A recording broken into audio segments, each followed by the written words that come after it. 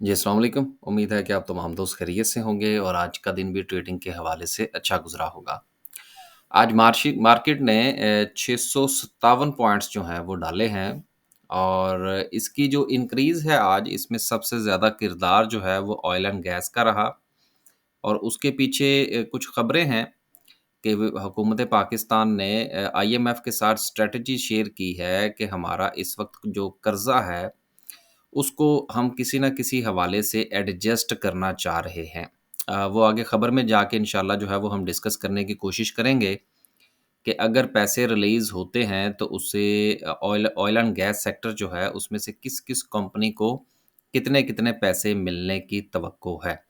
तो जब ज़ाहिर-सी बात है पैसा जब उनको मिलेगा तो फिर डिविडेंड्स भी अनाउंस होंगे, डिविडेंड्स मिलेंगे तो वो वापस फिर गवर्नमेंट को भी जाएँगे। फिर उन डिविडेंड्स के ऊपर टैक्स भी कटेगा। तो हुकूमत जो है वो बेसिकली अपनी एक जेब में से पैसा निकाल कर दूसरी जेब में डालना चाह रही है और इस तरह से एक सर्कल चलेगा। उस सर्कल के नतीजे में जो हमारी कंपनीज़ हैं उनके प्रॉफ़िट्स भी बढ़ेंगे और उसके साथ जो सबसे बड़ा मसला सर्कुलर डेट का है, वो भी काफ़ी हद तक पाया तकमील को पहुँच जाएगा। और मेरा ख़्याल है कि आईएमएफ को इसके ऊपर कुछ ज़्यादा प्रॉब्लम नहीं होगी और वो इसकी अप्रूवल दे देगा। 657 पॉइंट्स का आज इज़ाफ़ा रहा। अगर हम सर्किट ब्रेकर की बात करें, तो आज माशाल्लाह से 10 कंपनीज़ जो हैं वो अपर कैप हैं, जिसमें ओजीडीसी है, पीपीएल नहीं हुआ, चलें कोई बात नहीं, आज नहीं तो कल हो जाएगा। लोअर कैप की बात करें तो लोअर कैप में भी हमें 5 कंपनीज़ जो हैं वो नज़र आ रही हैं, लेकिन काबिले ज़िक्र कोई कंपनी नहीं है। पार्क सुज़ुकी को मैं इसलिए ज़्यादा जो है वो डिस्कस नहीं कर रहा कि अब ये मामला जो है वो ख़त्म हो गया ना। तो जब जाने वाली कोई एक कंपनी है तो उसके बारे में कोई फ़ायदा नहीं है, उसके ऊपर आप रिसर्च करें, उसके हवाले से आप कमेंट्स करें, तो ठीक है, बात ख़त्म हो गई। अब नई बात जो है वो जब कोई आएगी तो इंशाल्लाह हम डिस्कस करने की कोशिश करेंगे। इस वक़्त ओवरऑल अगर हम मार्केट का जायज़ा लें तो सेक्टर वाइज़ जिस सेक्टर ने सबसे ज़्यादा परफ़ॉर्म किया यकीनन वो ऑयल एंड गैस सेक्टर ही था और इसके पीछे जो खबर थी वो अभी हमने डिस्कस की, आगे चल के हम मज़ीद इसको डिस्कस करने की कोशिश करेंगे, बल्कि साथ देख ही लेते हैं। गवर्नमेंट जो है उसका ये ख़्याल है कि इस वक़्त जो हमारे ऊपर सर्कुलर डेट है, उसको हम किसी न किसी तरीके से एडजस्ट करें जो कि तकरीबन कोई 1250 अरब रुपए का है। अब इसमें से 250 अरब का जो है वो डिफरेंट है, उसका ताल्लुक जो है वो पावर सेक्टर के साथ है। ये हमारे जो आईपीपीज़ हैं, मुख्त ये जो बिजली बनाने वाले कारखाने हैं, 250 अरब रुपया जो है, उसके साथ उसका ताल्लुक है और 1000 अरब जो है ये हमारा जो ऑयल एंड गैस सेक्टर है, ये उसका मसला है। अब वो चाह ये रहे हैं कि किसी तरीके से 1000 अरब जो हैं, वो हम किसी तरीके से एडजस्ट कर दें। अगर ये एडजस्टमेंट होती है और पेमेंट्स जो हैं ये करते हैं हुकूमत पाकिस्तान जो ये पेमेंट्स करती है, बेसिकली एक जेब से निकाल के करनी है और इसमें इन्होंने क्या करना है, को कहीं से ला के तो इन्होंने पैसे देने नहीं है। तो इनका ये कहना है कि ओजीडीसीएल जो है, इसको रफ़ली जो है वो 600 अरब रुपए मिलेंगे। अब 600 अरब रुपए बहुत बड़ी रकम होती है।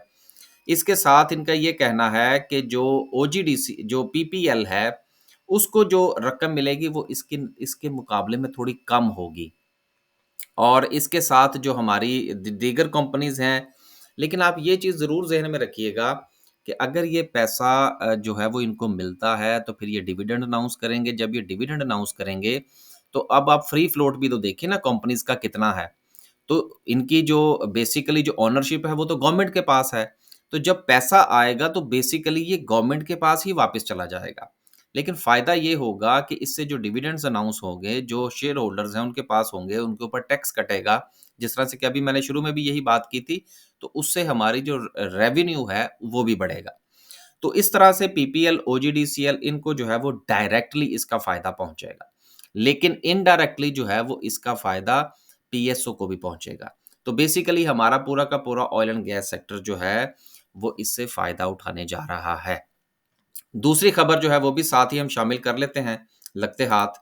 सर्विस ग्लोबल फुटवियर्स जो हैं, इस कंपनी ने 1.5 अरब रुपए की सरमायाकारी करने में दिलचस्पी जो है वो ज़ाहिर की है, सर्विस लॉन्ग मार्च टाइट्स के अंदर। तो अगर ये इस तरह से कर लेते हैं तो यकीनन इनका बिज़नेस जो है वो एक्सपैंड होगा और उससे जो सर्विस ग्लोबल फुटवियर है, उसकी प्रॉफ़िटेबिलिटी में भी इज़ाफ़ा होगा। लिहाज़ा जिनके पास सर्विस ग्लोबल का शेयर है, उनको थोड़ा बहुत जो है वो अपॉर्च्युनिटी मिल सकती है। आखिरी खबर जो है वो नेशनल फूड के हवाले से है। ये पिछले दिनों जो आप देख रहे हैं नेशनल फूड जो है ये ऊपर ही ऊपर चलता चला जा रहा है। उसके पीछे रीज़न ये थी कि आजकल जिस तरह से पहले भी 3-4 कंपनीज़ के हवाले से हमने पढ़ा कि कंपनीज़ जो हैं वो ओवरसीज़ अपने पाँव जो हैं वो फैलाने की कोशिश कर रही हैं। गो के नेशनल फूड जो है इसकी दुबई के अंदर पहले से एक सब्सिडाइज़री कंपनी जो है वो मौजूद है। लेकिन अब जो है वो दुबई के साथ-साथ उन्होंने शारजाह में भी अपनी एक और कंपनी जो है वो बनाने के लिए दिलचस्पी का इज़हार किया है बल्कि एस्टेब्लिश कर रहे हैं। एस्टेब्लिश्ड बल्कि एस्टेब्लिश हो गई है, has established. Another subsidiary namely national food FZE in Sharjah UAE. तो जाहिर सी बात है कि जिस वक्त ये बाहर काम करेंगे वहां से प्रॉफिट भी ज्यादा मिलते हैं। तो इसलिए नेशनल फूड के अंदर जो है वो आपको बेहतरी नजर आ रही है। इसके साथ साथ हमारे जो फूड सेक्टर के दीगर शेयर्स हैं, बेसिकली कुछ मसाइल हैं पाकिस्तान के। अगर वो किसी हद तक थोड़े से सॉल्व हो जाए तो हमारा ये जो फूड का सेक्टर है ये बड़ी तरक्की कर सकता है। आगे चलते हैं जी। वापस चलते हैं और बात करते हैं कि पॉइंट्स के हवाले से यकीनन ओजीडीसी जो है ये इसने परफ़ॉर्म किया, अपर कैप हुआ, पीपीएल ने भी इसको फ़ॉलो किया, पीएसओ ने भी जो है वो इसको फ़ॉलो किया। तो उस वो हवाले से ऑयल एंड गैस ने डाले हैं 406 पॉइंट्स। उसके बाद कमर्शियल बैंक्स की बात करें तो 112 पॉइंट्स हैं। अब देखिए कमर्शियल बैंक्स में जो किरदार है बेसिकली, अब चूँकि बारी आ गई है इनके रिज़ल्ट्स की। तो जैसे-जैसे इनकी बोर्ड मीटिंग्स जो हैं वो अनाउंस होती चली जाएँगी, बैंकिंग सेक्टर में आपको अच्छी जो मूवमेंट है वो देखने को मिलेगी। अगर तो आपके पास पहले से होल्डिंग मौजूद है तो यकीनन आपको वो होल्ड करना चाहिए, और अगर होल्डिंग नहीं है तो आप वक़्ती तौर पर भी इसमें कुछ थोड़ा ऊपर-नीचे कर सकते हैं, अगर आप ट्रेडिंग पॉइंट ऑफ व्यू से मार्केट में काम करते हैं देन। तीसरे नंबर पर जो है वो ऑयल एंड गैस है जिसने सिर्फ़ 80 पॉइंट्स डाले। उसके बाद पावर जनरेशन ने 73, फर्टिलाइज़र ने 30 पॉइंट डाले एंड सो। लेकिन अच्छी बात ये है कि आज अगर मार्केट चली है, तो आपको दीगर जो हमारे शोबाजात हैं, सेक्टर्स हैं, उसमें कुछ ज़्यादा आपको डाउनफॉल देखने को नहीं मिला। तो बेसिकली अगर मार्केट ने पॉज़िटिविटी दिखाई है, तो दूसरी तरफ नेगेटिविटी भी कम हुई है। तो ये दोनों चीज़ें बहुत इम्पोर्टेंट हैं। तो मार्केट में थोड़ा-सा ठहराव जो है वो आज हमें आता हुआ नज़र आया। अब ज़ाहिर-सी बात है गो के जो खबर है वो तो ऑयल एंड गैस के हवाले से है। लेकिन इसका इम्पैक्ट जो है ये देखेंगे आपको बाकी सेक्टर्स पर भी आता हुआ नज़र आ रहा है। तो ये होता है जिस वक़्त मार्केट चलती है तो कुछ ऐसे शेयर्स भी चलते हैं कि जिनका उसके साथ कोई लेना-देना नहीं होता। लेकिन चूँकि एक मोमेंटम बनता है, एक साइकोलॉजी बनती है, लोगों की नफ्सियात आती है कि यार मार्केट में पॉइंट्स आए हैं। तो फिर चलते-चलते जो है वो छोटे शेयर्स भी बड़ों के साथ-साथ थोड़ा बहुत जो है वो परफ़ॉर्म करते हैं। तो यकीनन आज जो है वो थोड़ा बहुत आपका पोर्टफ़ोलियो जो है उसमें पॉज़िटिविटी आई होगी, जो कि आने वाले दिनों में भी कंटिन्यू रह सकती है। अब बात करते हैं कैंडलस्टिक की। कैंडलस्टिक की बात करें तो माशाल्लाह से आज कैंडल बहुत अच्छी है, और सपोर्ट जो थी वो मार्केट की 62,500 से मार्केट ने सपोर्ट ली आज से 2 दिन पहले, यानी कि जुमेरात वाले दिन। और जुमे वाले दिन की जो कैंडल थी वो इतनी बुरी नहीं थी, ये हमने डिस्कस कर लिया था। अब एक कैंडल तो यहाँ पर बन गई जिसके हवाले से हम बात कर रहे थे। तो क्या कोई बड़ी बात नहीं है कि अगर एक कैंडल आपको छोटी-सी जो है वो कल यहाँ पर भी नज़र आ जाए। दूसरी बात ये है कि मैंने ये छोटी कैंडल का ज़िक्र क्यों किया? इसलिए कि मार्केट में आज भी वॉल्यूम जो था, वो कोई एक्स्ट्रा ऑर्डिनरी वॉल्यूम नहीं था। कि लोगों का जो रुझान रहा वो सिर्फ ऑयल एंड गैस सेक्टर की तरफ ही रहा, उसमें ही आपको बड़े वॉल्यूम्स जो हैं वो नज़र आए। ओवरऑल मार्केट में इंटरेस्ट अभी भी लोगों का नहीं है। कहा ये जा रहा है कि इस वक़्त जो सिचुएशन है मार्केट में, ये रफ़ली को वक़्ती एक मूव हो सकती है। शायद लॉन्ग टर्म ये सिचुएशन जो है ये ना चल पाए। उसकी रीज़न 8 फरवरी के इंतखाबात, और इसके साथ ही मिलती-जुलती एक और ख़बर है जिसको मैं साथ में जोड़ दूँ कि इस्लामाबाद में जो यूनिवर्सिटीज़ हैं वो बंद कर दी गई हैं। वजह क्या है? वजह ये है कि लॉ एंड ऑर्डर के हवाले से थ्रेट्स हैं। तो इसको भी हमें नहीं भूलना चाहिए। तो ये जो एक मूव मिली है, इस मूव के नतीजे में अगर आपको कोई प्रॉफ़िट होता है, तो थोड़ा बहुत प्रॉफ़िट टेकिंग करने में कोई मुज़ायका नहीं है।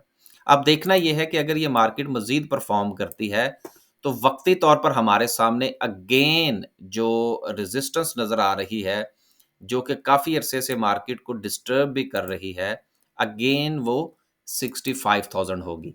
और इस वक़्त चूँकि मार्केट जो है वो रफ़ली 64 पर पहुँच चुकी है, और अगर मार्केट जो है वो 65 के करीब जाती है, जिसके कभी चांसेस हैं, तो वहाँ पर हमें एक मर्तबा फिर 10% 15%, 20% जहाँ तक मुमकिन हो, हमें मार्केट में से एग्ज़िट लेना चाहिए। और देन अगेन, जिस तरह से कि मैं कल भी ज़िक्र कर रहा था कि ये वक़्त है कि आप बाइंग करें। अब जो आपने बाइंग कर रखी है, वो जैसे ही मार्केट 65 पे जाए, आप उसमें से फिर 20, 25, 30% जो है वो एग्ज़िट ले लें, ताकि आपके पास जो कैश का फ्लो है वो चलता रहे। तो उम्मीद है कि आप जो है वो मार्केट की इस स्ट्रैटेजी के साथ चलने की कोशिश करेंगे। अभी को खुल-खुला के मार्केट जो है वो चलती हुई नज़र नहीं आ रही। ये सारा का सारा मामला सीधा होगा जिस वक़्त 8 फरवरी के इंतखाबात हो जाएँगे। बस जी, आज के लिए सिर्फ़ इतना ही। इंशाअल्लाह एक नए व्लॉग के साथ हाज़िर होंगे। जिनके पास ऑयल एंड गैस सेक्टर के शेयर हैं, सर्विस ग्लोबल है, नेशनल फूड है, वो प्रॉफ़िट टेकिंग की तैयारी कीजिए। अल्लाह हाफ़िज़।